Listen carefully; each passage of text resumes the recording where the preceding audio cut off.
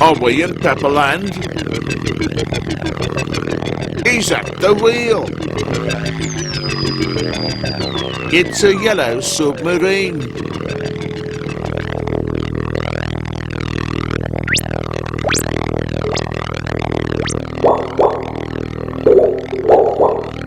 Fancy the bubbles. Hi, I'm Gary Coover from Houston, Texas, and I'm the captain of the Yellow Submarine art car. This car started out as a 1990 Olds Cutlass Sierra.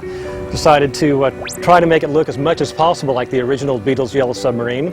When I went to the plumbing store to get the PVC pipe, the poor man at the store had no idea what I was trying to do.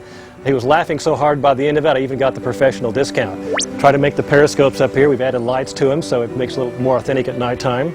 Of course, the beautiful rosette there that was on the conning tower of the submarine. And you can't have a submarine without having, of course, a tail fin, a piece of scrap metal, and a propeller made from an old fan blade. Well, of course, an art car, and particularly a Yellow Submarine art car, needs to have sound.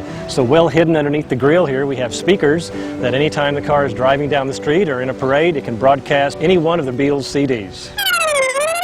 Well, this car was in desperate need of a paint job, so I decided to give it one. What we have here is one-shot sign paint over a dark blue Oldsmobile that had a lot of the paint flaking off beforehand, and it's been a lot more fun, a lot more colorful ever since. Well, just this last summer, I decided it was time to do the interior of the car as well as the exterior, and we have such interesting characters provided, thankfully, by the new re-release of the Beatles' Yellow Submarine.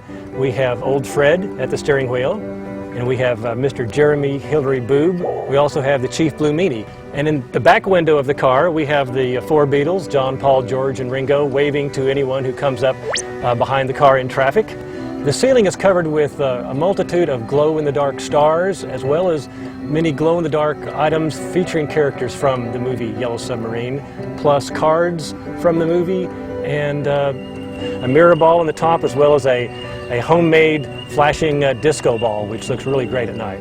Gosh, all kinds of wonderful things up here, many of which I found from popculturetoday.com. About 1964, I probably first heard the Beatles, and that was my very first 45 RPM record I ever bought. My mom asked me, did I want to spend my 98 cents on this little tiny record? And I had to really think about it and said, oh yes, oh yes. And I've loved the Beatles, of course, ever since. Saw the movie Yellow Submarine when it first came out and was absolutely blown away by the colors, the design, the creativity of it, and decided that why not immortalize the film with a fun car. And remember, it's all in the mind, you know.